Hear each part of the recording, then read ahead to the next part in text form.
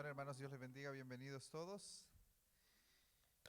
Damos gracias a Dios por la oportunidad que nos permite de estar un día más, un domingo más aquí en este lugar para exaltar su santo y bendito nombre. Le damos la bienvenida a todos y a nuestra hermana Ana Bonilla, qué gusto tenerle con nosotros. Ya la extrañábamos, pero lo más hermoso es que Dios ya le dio esa victoria, ya ganó esa victoria, amén. Y pues es un gran logro. Yo les compartí el domingo pasado que me impactó el testimonio de ella cuando me dijo que le pidió sabiduría a Dios. Y eso pues es, sin duda alguna, es bíblico. Nosotros debemos de hacerlo constantemente, pedirle sabiduría a Dios para cuando nos sentimos, ¿verdad?, que no encontramos solución. Bien, vamos a ir a Jeremías capítulo 9 versículo 23 al 24. Hoy, Dios mediante, estaremos terminando la serie de los atributos de Dios. Si alguno se perdió alguno de los temas, seguramente vamos a tener una lista en YouTube y ahí los pueden seguir y poder revisar los temas que se les hayan pasado. Pero sin duda alguna que creo que ha sido de muchísima bendición. Hemos aprendido, no quiero decir que hemos aprendido mucho porque sería muy demasiado, ¿cómo se dice? Estaría como fanfarroneando mucho, porque la verdad es que cada vez que entre más sabemos de Dios nos damos cuenta que no sabemos nada de Dios. O sea, es un Dios grande, infinito. Bueno, leemos la palabra del Señor.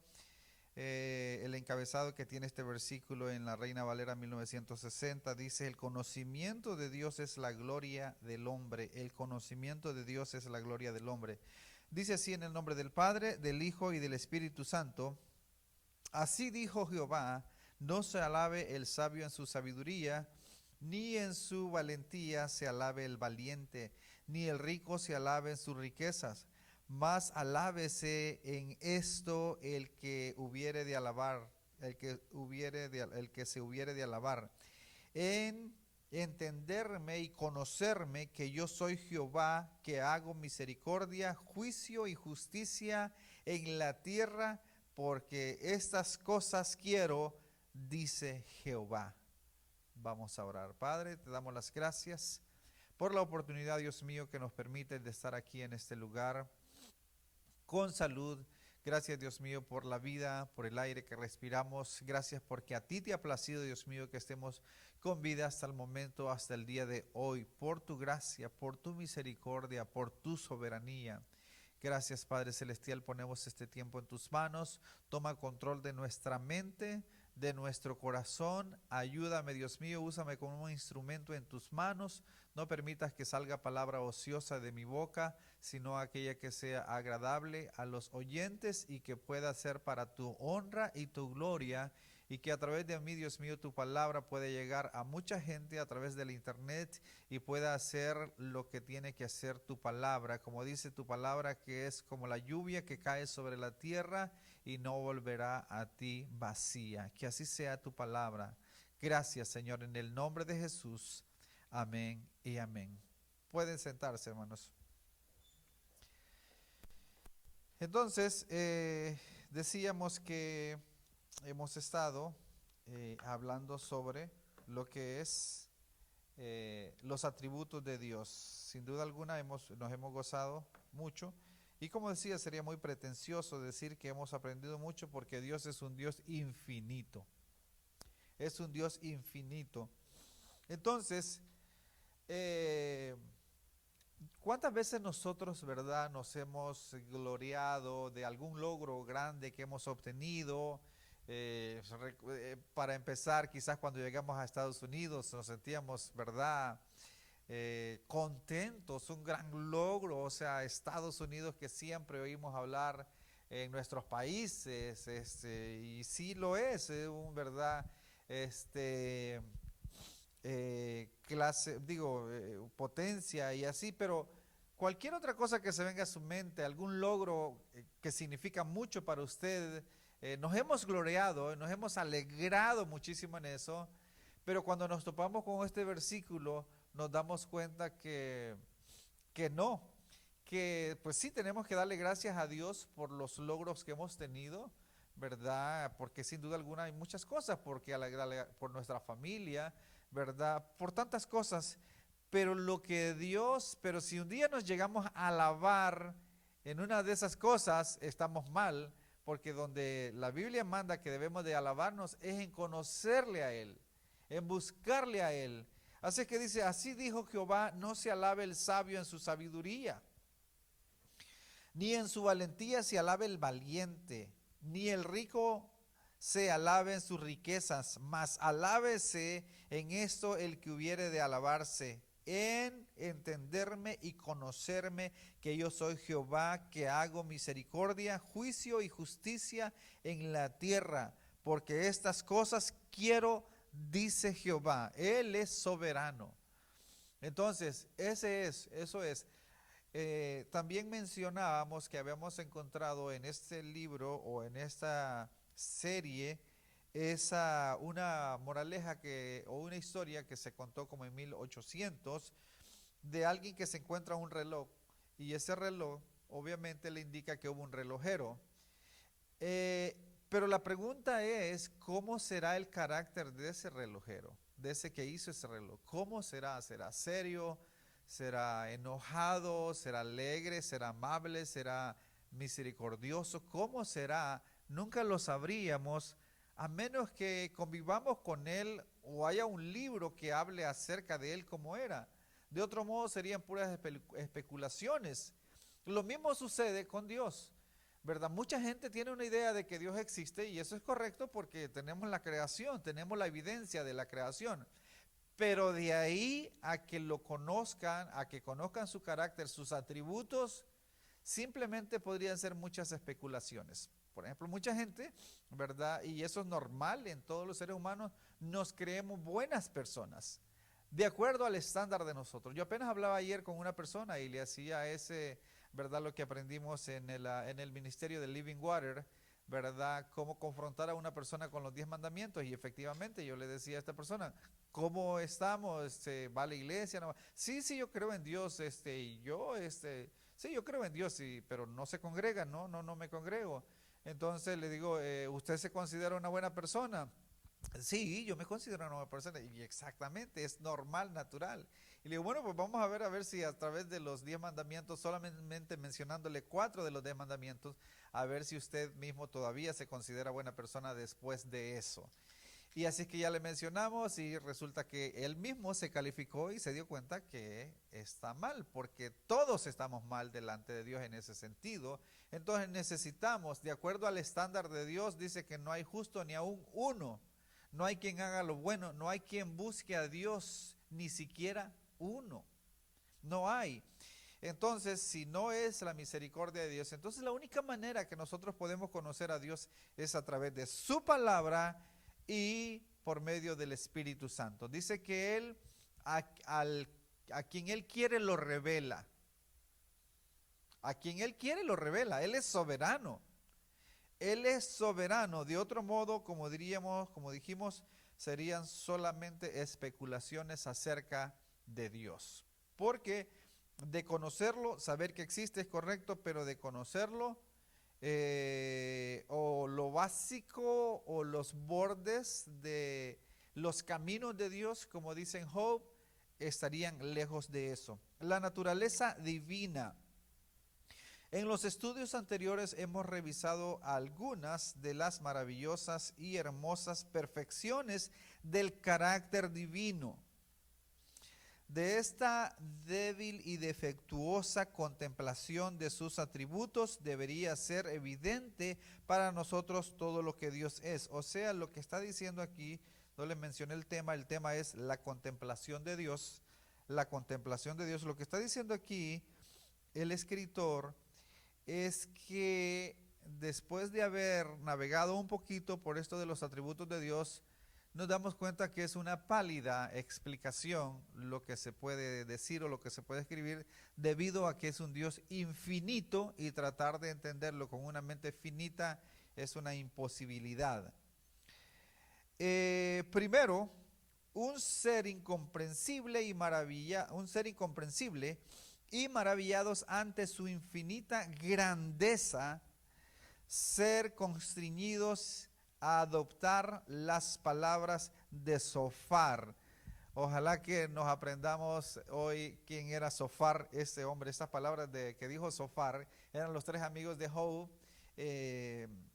Vamos a ver esas palabras de Zofar. Job 11, 8 al 9, más bien 7 al 9.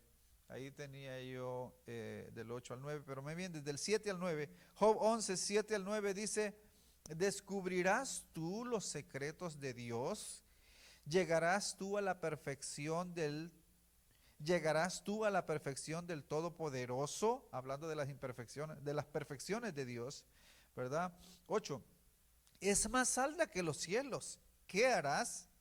Es más profunda que el Seol. ¿Cómo lo conocerás? Su dimensión es más extensa que la tierra y más ancha que el mar. ¿Cómo conoceremos nosotros las perfecciones de Dios en su totalidad? Es una imposibilidad. Cuando volvemos nuestros pensamientos a la eternidad de Dios, su inmaterialidad, su omnipresencia, su poder absoluto, nuestras pobres mentes quedan abrumadas, sin aliento. Yo recuerdo el pensamiento que tuve una vez viendo un video que se llama El diseño de Dios. Y en el diseño de Dios, obviamente esto a través de computadoras, uno puede viajar por el espacio y ver infinidad de estrellas y galaxias y galaxias y galaxias. Y yo me puse a pensar y dije, ¿qué clase de Dios es el que hizo todo esto? O sea, es para quedarse uno asombrado de la grandeza de Dios. De la grandeza, y no tenemos que ir tan lejos, simplemente ver una flor, la belleza de una flor. Tantas cosas que Dios ha hecho con la cual demuestra su grandeza. Así que, número 1, el estudio de la deidad. El estudio de la deidad o el estudio del ser supremo del Dios Todopoderoso. Entonces, debido a lo que ya mencionamos, podríamos decir, bueno, pues si Dios es tan incomprensible, que no podemos entenderlo, conocerlo, entonces podríamos decir, bueno, pues ¿para qué seguir estudiando acerca de Él? Bueno, eso no es lo que trata de el escritor del libro del que estamos exponiendo, A.W. Pink, Los atributos de Dios, sino más bien debemos de seguir, aunque eso sea cierto, que es incomprensible, tenemos que seguir aprendiendo, porque de eso es lo que la palabra nos enseña, que sigamos buscando de Él, que sigamos aprendiendo de Él. Entonces, pero la incomprensibilidad de la naturaleza divina no es una razón por la cual deberíamos desistir de la investigación reverente, fíjese, esto es muy importante, reverente, ni de los esfuerzos de oración para comprender lo que Él ha revelado con tanta gracia de sí mismo en su palabra. Esto es muy importante, que cuando nosotros estemos buscando de Dios, que sea para su gloria y con reverencia, no tratar de saber demasiado de Dios para presumirle a los demás, ¿verdad? Para decir, yo sí sé. ¿Sabe que estaba meditando el otro día acerca de esto que es muy popular en las iglesias o en las llamadas iglesias, o sobre todo en lo del mal llamado evangelio de la prosperidad, también en las sectas como la Luz del Mundo y todos esos lugares?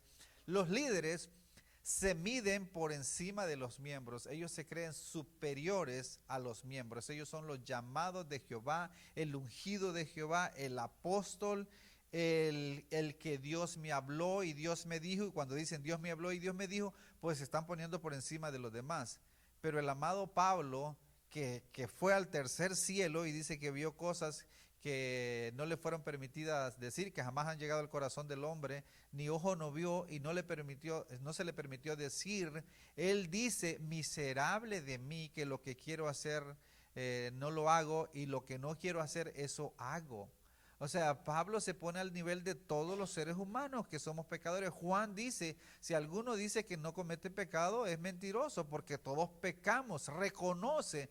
Entonces, para los que están viendo a través del video, si usted está en una iglesia y el pastor está diciendo que se mide por encima de los demás, que él es el ungido de Jehová, que a él Dios le habla, que a él Dios le hace sentir cosas y así, o sea, todo aquello que desde el momento que la persona se empieza a poner por encima de los demás ya es falso, porque Pablo nunca se puso por encima de los demás. No, Pablo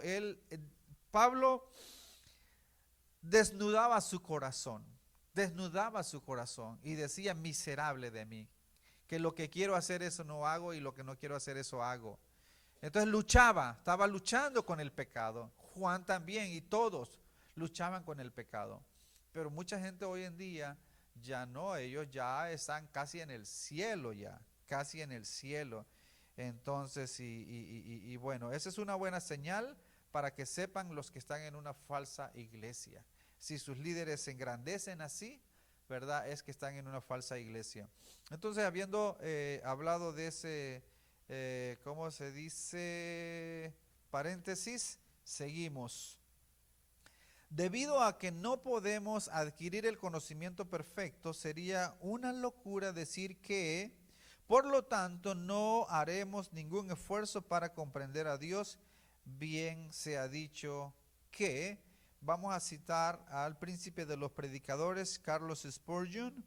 Él dice lo siguiente: nada ampliará tanto el intelecto, nada magnificará tanto el alma del hombre como una investigación devota, sincera y continua sobre el gran tema de la deidad.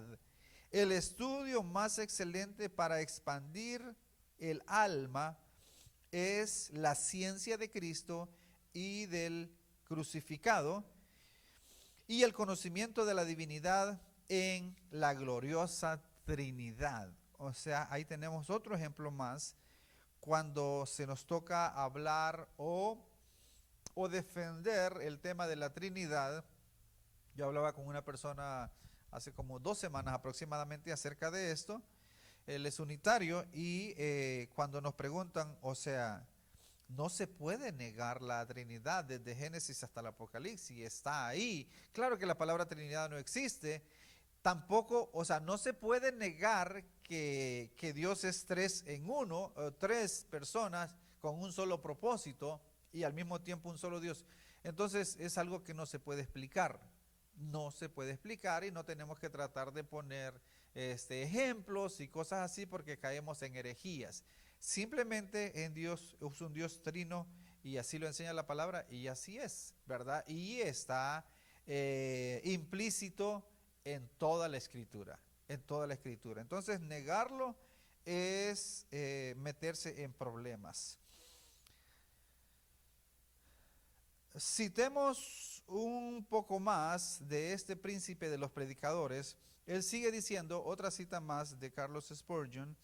Dice, el estudio apropiado del cristiano es la divinidad, la ciencia más elevada de la especulación, más elevada de la filosofía, más poderosa que puede atraer la atención de un hijo de Dios es el nombre, la naturaleza, la persona, las obras y la existencia del gran Dios, el cual él llama su Padre.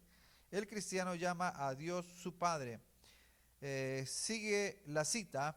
Hay algo que mejora enormemente el entendimiento en la contemplación de la divinidad. Es un tema tan vasto que todos nuestros pensamientos se pierden en su inmensidad, tan profundo que nuestro orgullo se ahoga en su infinidad.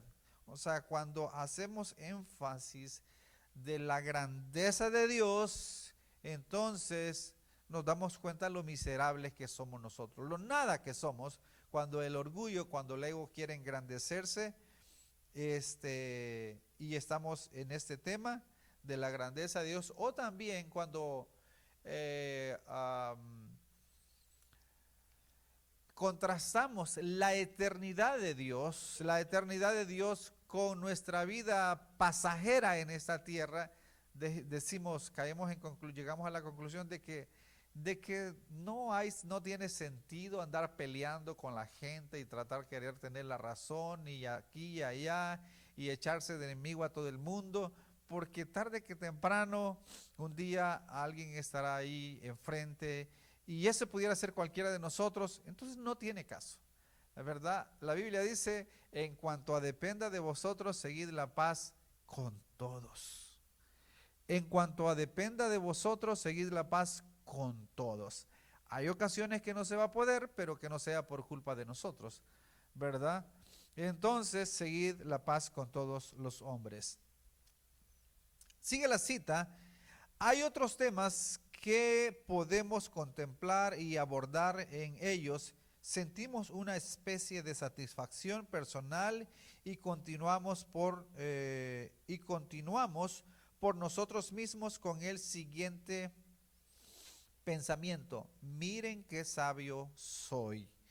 O sea, cuando abordamos otros temas, nosotros podemos decir qué sabio soy, cómo sé de esto, ¿verdad? De lo que sea el tema. Pero cuando estudiamos acerca de Dios, o sea, nuestros pensamientos se pierden, quedamos humillados porque es un Dios infinito, infinito. Pero cuando llegamos a esta ciencia maestra, descubrimos que nuestras sondas no pueden sentir su profundidad, no pueden estimar su profundidad y que nuestro ojo de águila no puede ver la altura. Nos alejamos con el siguiente pensamiento: no soy más que lo que era ayer y la verdad no sé nada. La verdad no sé nada. No sabemos nada acerca de la grandeza de Dios, la contemplación de Dios, cada cosa. Con razón, dice el libro de Juan que hay muchas cosas que no se escribieron porque no cabrían en el mundo los libros si se hubieran escrito todas las cosas que Dios hizo. Si nos ponemos, cuán grandes, o sea, las maravillas de Dios, que si pudiéramos, el Salmo también dice, si los beneficios de Dios son tantos que si pudiéramos enumerarlos, no alcanzaríamos a enumerarlos, ¿verdad? Es increíble. Entonces, fin de la cita. Si la comprensibilidad de la naturaleza divina debería enseñarnos humildad, precaución y reverencia después de todas nuestras búsquedas y meditaciones, tenemos que decir como Job. Veamos aquí Job 26:14. Job 26:14. He aquí, estas cosas son solo los bordes de sus caminos, y cuán leve es el susurro que hemos oído de él. O sea, todo lo que lleguemos a saber de Dios será el borde de sus caminos, apenas muy poquito, muy poquito. Cuando Moisés rogó a Jehová para ver su gloria, él le respondió: proclamaré el nombre de Jehová delante de ti. Éxodo 33:19. Y como alguien ha dicho, el nombre, el nombre es la colección de sus atributos. El nombre de Jehová es la colección de sus atributos. Cuando nosotros escuchamos o pensamos ese nombre de Jehová, sabemos que es omnipotente, omnipresente, soberano, Dios de justicia, Dios de misericordia, Dios de amor, pero Dios de ira también. Y todo eso, Dios bondadoso, es la colección de sus atributos. Con razón el puritano John Owen declaró lo siguiente. Esta es una cita bastante larga. Dice: por tanto, la noción que podemos formarnos de su gloria es como tener un breve resumen de un libro muy voluminoso y como observar un pequeño país de un país gigantesco, y nos ha dado un verdadero informe de sí mismo, pero no completo. el cual es suficiente para darnos seguridad y guiarnos lejos del error, pero no de la ignorancia. Aquí como que, pero no de la ignorancia, o sea, lo que quiere decir aquí es que nos ha dado lo suficiente para guiarnos, para que depositemos toda nuestra confianza en Él, pero todavía hay mucho más que aprender de Él.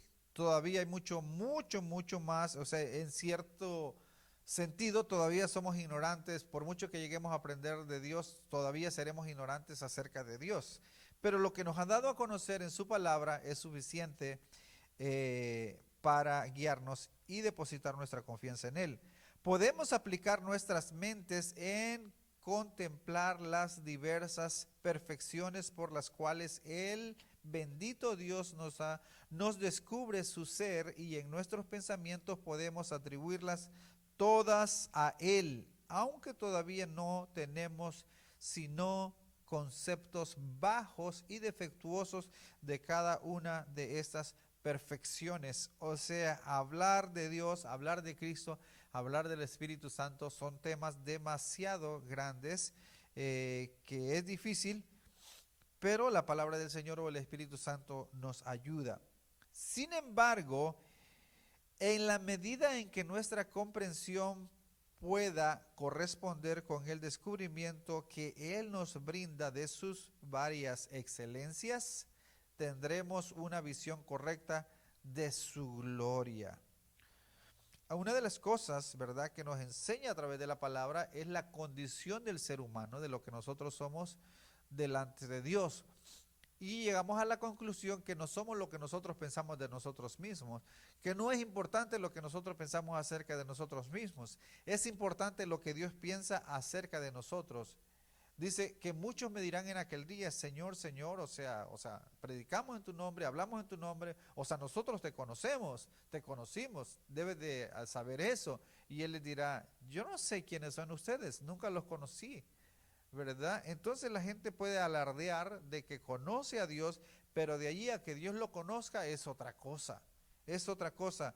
De hecho, la diferencia entre el conocimiento de Dios que tienen sus santos en esta vida y el que tendrán en el cielo es grande. No obstante, el conocimiento presente no debe ser subvalorado, o sea, no debe ser subestimado o restarle importancia, porque sea imperfecto, y el conocimiento que tendrán en el cielo no debe ser magnificado por encima de la realidad. O sea, no debemos de subestimar lo que estamos aprendiendo de Dios, lo que sabemos de Dios, aunque no sea completo. Aunque no sea completo. Y lo que está diciendo es que no debemos tener, pensar, fíjese esto, pensar que cuando lleguemos al cielo, entonces sí conoceremos todo de Dios. Porque aún, según el escritor, aún cuando lleguemos en el cielo y seamos perfeccionados, aún todavía no conoceremos todo de Dios. Será más amplio el conocimiento de Dios, pero Dios es infinito. Entonces siempre estaremos conociendo de Dios por la eternidad. Por la eternidad. Eso es algo maravilloso. Es cierto que la Escritura declara que le veremos cara a cara y conoceremos como somos conocidos. 1 Corintios 13:12 dice, ahora vemos por espejo oscuramente, mas entonces veremos cara a cara. Ahora conozco en parte, pero entonces conoceré como fui conocido.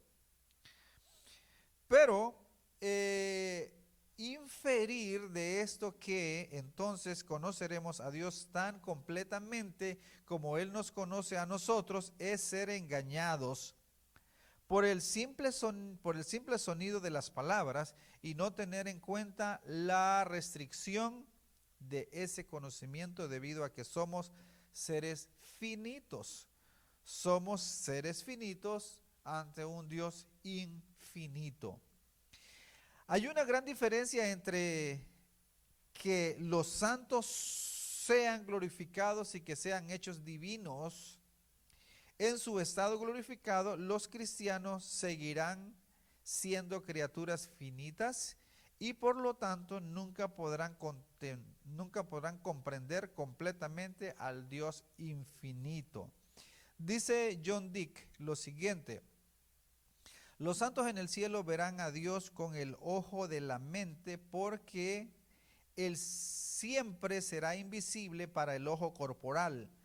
Lo verán más claramente de lo que podría verlo por la razón y la fe, y más ampliamente de lo que todas sus obras y dispensaciones lo habían revelado hasta ahora. Pero sus mentes no estarán tan ampliadas como para ser capaces de contemplar a la vez o en detalle todas las excelencias de su naturaleza. Aún estando en el cielo, no lograremos a comprender todo lo que Dios es. Para comprender las perfecciones infinitas deben volverse infinitos ellos mismos, incluso en el cielo. Su conocimiento será parcial, pero al mismo tiempo su fidelidad será completa, porque su conocimiento será perfecto en el siguiente sentido: que será adecuado a la capacidad de las personas, aunque no alcanzará la plenitud del objeto conocido. Siempre vamos a estar aprendiendo acerca de la grandeza de Dios por la eternidad. Por la eternidad. Creemos que este conocimiento será progresivo y que a medida que los puntos de vista de ellos se expandan, la bendición de ellos aumentará. Sigue la cita. Pero nunca alcanzará un límite. Esto es interesante. Pero nunca alcanzará un límite más allá del cual no haya nada que descubrir. Y cuando edades tras edades hayan pasado, Él seguirá siendo el Dios incomprensible. Fin de la cita. Qué interesante, ¿verdad? No habíamos pensado en eso seguramente. Seguramente no habíamos pensado en eso. En segundo lugar, de una revisión de las perfecciones de Dios se hace evidente que Él es un ser completamente suficiente. Todo lo que Dios hizo, todo lo que Dios ha hecho, no lo hizo porque necesitaba. Porque si hubiese sido así que necesitaba, entonces no fuera Dios. Él no necesita nada. Él es todo suficiente en sí mismo y para sí mismo. Como el primero de los seres no podía recibir nada de otro, ni estar limitado por el poder de otro. Siendo infinito, posee todas las perfecciones posibles. Cuando el Dios Trino existía solo, Él era todo para sí mismo. Su comprensión, su amor, su energía encontraron un objeto adecuado en sí mismo. Dios no necesitaba nada. Todo lo que hizo, lo hizo en su soberanía, no porque lo necesitara. Si hubiera necesitado algo externo, no habría sido independiente y por lo tanto no habría sido Dios. Vamos a ver, más bien Colosenses 1:16, todo fue creado por medio de Él y para Él. Dice: porque en Él fueron creadas todas las cosas, las que hay en los cielos y las que hay en la tierra, visibles e invisibles, sean tronos, sean dominios, sean principados, sean potestades. Todo fue creado por medio de Él y para Él. Pero no porque Él lo necesitaba. No porque Él lo necesitaba, porque Él es completo en sí mismo. Sin embargo, no fue para suplir alguna falta, sino para poder comunicar la vida y la felicidad de los ángeles y de los hombres, admitirles a la contemplación de su gloria. De su gloria. Es cierto que exige la lealtad y el servicio de sus criaturas inteligentes. Sin embargo, Él no tiene ningún beneficio por sus servicios. Todo el beneficio es, por el contrario, para nosotros las criaturas. Job 22, 2 al 3. Job 22, 2 al 3. O sea, nosotros no le hacemos un favor a Dios a venir a la iglesia y adorarle, o lo que hagamos No, Dios no recibe ningún beneficio de eso. Por el contrario, nosotros somos los beneficiados. Por lo tanto, decía Pablo en ese sentido, lo haré de buena gana, ¿verdad? Porque Dios no es de escasos recursos. Él no es de escasos recursos. Job 22, 2, 3. ¿Traerá el hombre provecho a Dios? ¿Verdad? Bueno, ahí dice, bueno, el 2, el versículo 2. El versículo 2. ¿Traerá el hombre provecho a Dios? Al contrario, para sí mismo es provechoso el hombre sabio. O sea, el servir a Dios, no le traemos ningún beneficio a Dios porque Dios no necesita nada. Por eso es Dios. Los sacrificios que se hacían en el Antiguo Testamento no era para alimentar a Dios. Dios no necesita nada.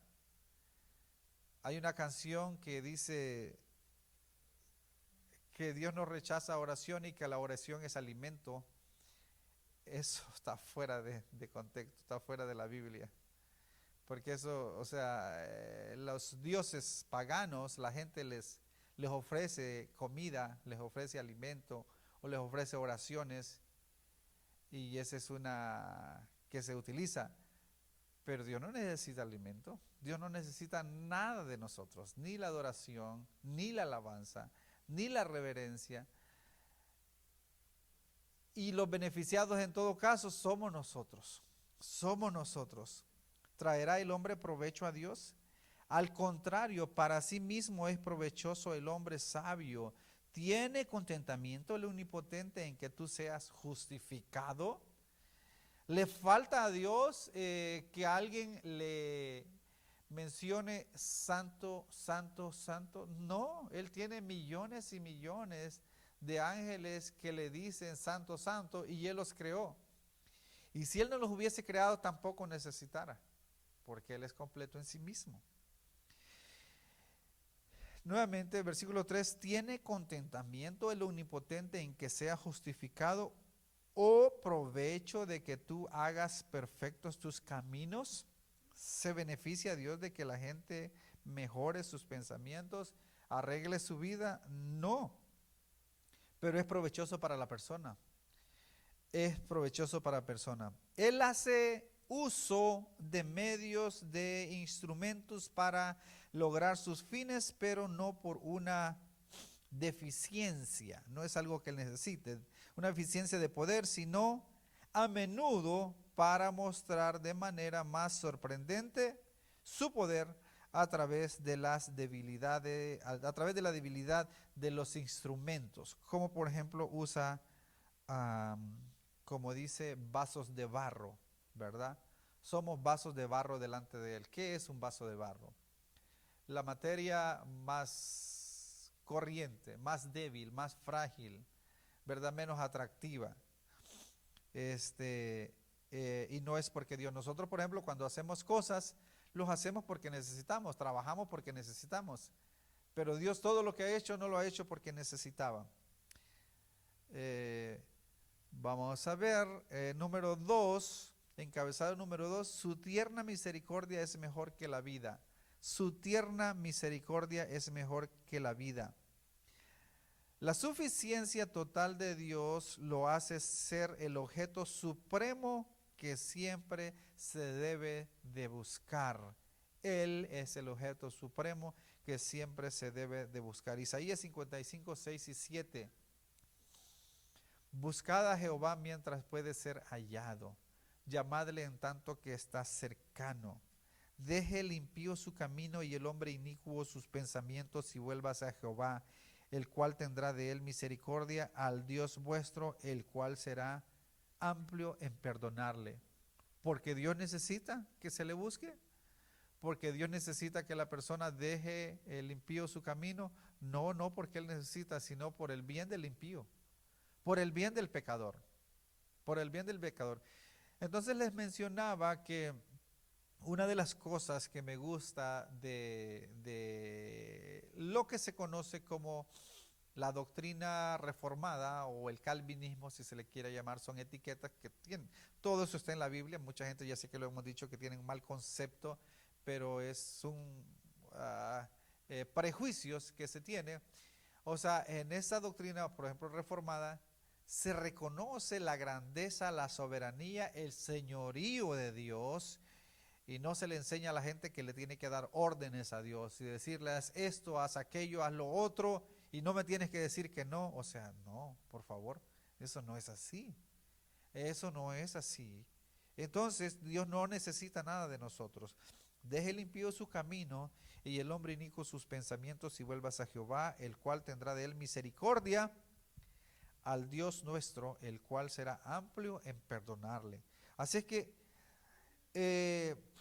por eso dice la Escritura, quiero citar Mateo, que dice, buscad primeramente las cosas de arriba y no las de la tierra, y todo lo demás vendrá por añadidura, ¿verdad? Puesto los ojos en Jesús, el autor y consumador de la fe, ¿verdad? Todo eso es lo más importante de todo. Hay mucha gente que están empecinados en el medio ambiente, cuidar el medio ambiente, y se ve bonito y usted ve gente sacando basura del mar y wow, qué gente más noble, ¿verdad? Y qué gran obra, y está bien. O otros que hay que los cuidan los animalitos y tienen una clínica de cuidar animales abandonados y cosas así, y uno dice, wow, qué tremenda obra, qué es esa persona, qué corazón más tierno tiene, qué nobleza, qué grandeza de esa persona. Bueno, todo eso sale sobrando cuando nos encontramos con estos versículos. Buscad primeramente las cosas de arriba, ¿verdad? Así es que es interesante. La verdadera felicidad consiste solo en el disfrute de Dios, su favor es vida y su tierna misericordia es mejor que la vida misma. Lamentaciones 3:24, mi porción es Jehová, dijo mi alma, por tanto en él esperaré. Mi porción es Jehová, dijo mi alma, por tanto en él esperaré. Me parece que Job dijo, aunque Jehová me matare, en él esperaré. Es lo más sabio que podemos hacer. Esperar en el Señor. Esperar en el Señor. O sea, los caminos de Dios son perfectos, los tiempos de Dios son perfectos. Los jóvenes no deben de preocuparse demasiado. Tienen que esperar en el Señor. Tienen que esperar, confiar en el Señor. Y Dios a su tiempo, Él va a suplir. Porque yo puedo decir que mi esposa y yo, Dios mediante, vamos a cumplir 25 años ya de casados en septiembre, y eso ha sido la benevolencia, la grandeza, la bondad de Dios, ¿verdad? Que nos ha cuidado, que nos ha guardado, pero de otro modo es imposible, es imposible. Así es que ese es el versículo que nosotros debemos de adoptar. Mi porción es Jehová, dijo mi alma. Mi porción es Jehová, dijo mi alma. Por tanto, en él esperaré. Y deje que el mundo siga dando vueltas. Que se caigan los cielos, pero en él esperaré. Aunque se caigan los cielos, en él esperaré. Sea lo que sea, pase lo que pase. Él dice, yo honro a los que me honran y los que me desprecian serán tenidos en poco. Su amor, su gracia, su gloria son los principales objetos del deseo de los santos y los manantiales de su mayor satisfacción. Nuevamente, su amor, su gracia, su gloria son los principales objetos del deseo de los santos y los manantiales de su mayor satisfacción. Eso es Salmo 4, versículos 6 al 7. Muchos son los que dicen, ¿quién nos mostrará el bien? Alza sobre nosotros, oh Jehová, la luz de tu rostro. Tú diste alegría a mi corazón, mayor que la de ellos cuando abundaba su grano y su mosto. ¿Verdad? No tiene el ser humano o el cristiano por qué desesperarse o por qué envidiar lo que tienen los demás, porque Dios sabe cómo tiene las cosas bajo control.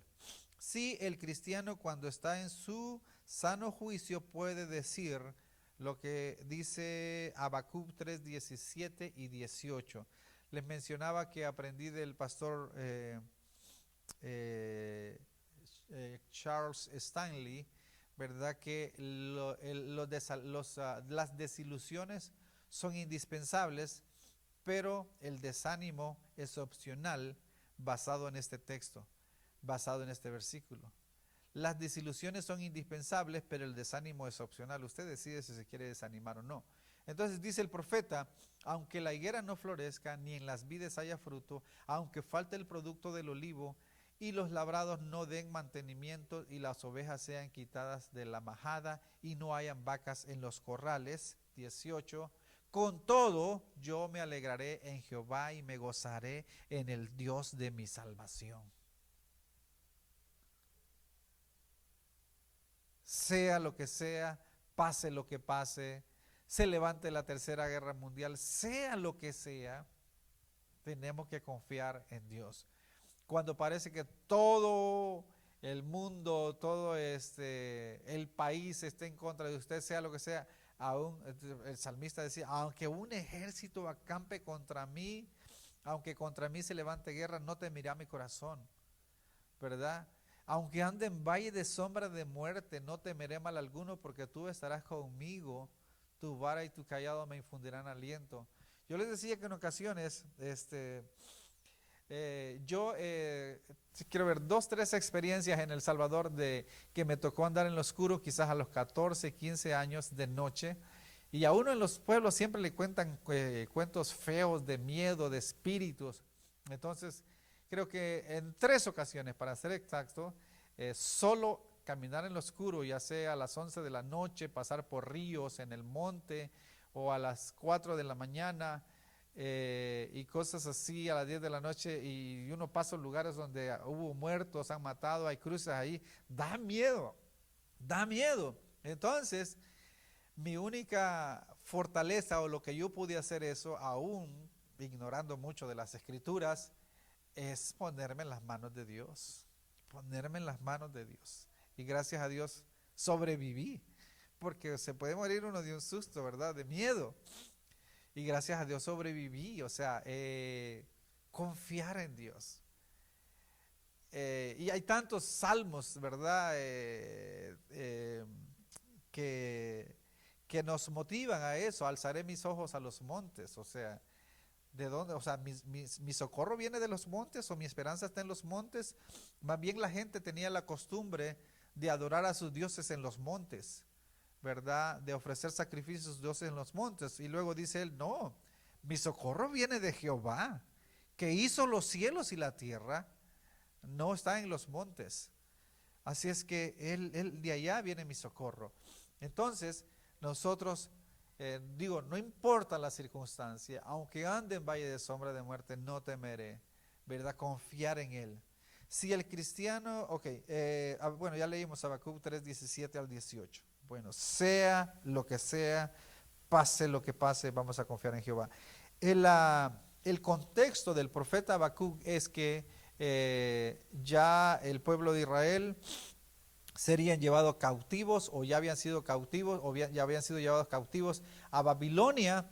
Y cuando esas naciones llegaban a traer o a arrasar con otro país, arrasaban con todos, con las vacas, con las ovejas, con el trigo, con todo, y quedaba desolado todo aquello. Número 3, y vamos a ver si lo hacemos bastante rápido porque el tiempo nos ha avanzado, el Dios de la creación. El Dios de la creación, el Dios de la creación. En tercer lugar, una revisión de las perfecciones de Dios se hace evidente que Él es el soberano supremo del universo. Y dice John Dick, vamos a citar, dice, ningún dominio es tan absoluto como el encontrado en la creación eterna.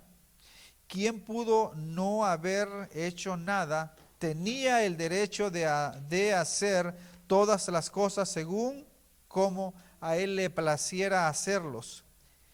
En el ejercicio de su poder incontrolado, ha hecho algunas partes de la creación, unas meras materia inanimada, de textura más burda o más refinada y distinguible por diferentes cualidades, pero todas inertes e inconscientes. O sea, Dios hizo tantas cosas que algunas cosas no tienen vida, como las piedras, ¿verdad? Están ahí, no se mueven, no crecen, y otras como las plantas les dio vida, crecen, y las flores y cosas así, ¿verdad? Tantas cosas que Él hizo en su grandeza, en su soberanía. Les ha dado orden a otras partes y ya las ha hecho susceptibles de crecimiento y expansión, pero aún así sin vida en el sentido apropiado del término. O sea, el aire, la gravedad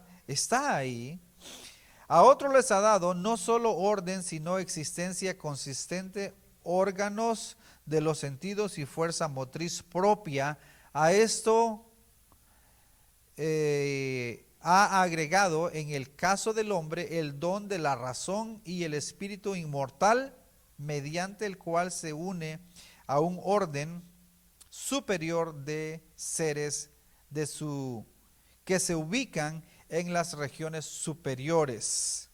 Sobre el mundo, sigue la cita, sobre el mundo que ha creado, él blande el cetro de la omnipotencia, alabe y glorifique al que vive para siempre, cuyo dominio es sempiterno y su reino por todas las edades. Vamos a ver Daniel 10, 34 al 35.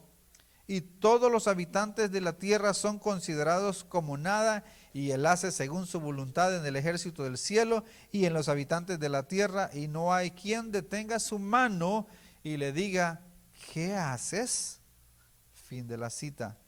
Eso lo dijo Nabucodonosor. Daniel 4, 34, 35. Una criatura considerada como tal no tiene derecho, no puede exigir nada a su hacedor. No puede exigir nada a su hacedor. Dirá el barro al que lo creó, ¿por qué me haces así?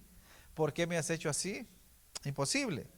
No puede exigirle nada a su hacedor de cualquier manera que sea tratada. De cualquier manera que sea tratada, no tiene derecho a quejarse. Sin embargo, al pensar en el dominio absoluto de Dios sobre todos, nunca debemos perder de vista sus perfecciones morales.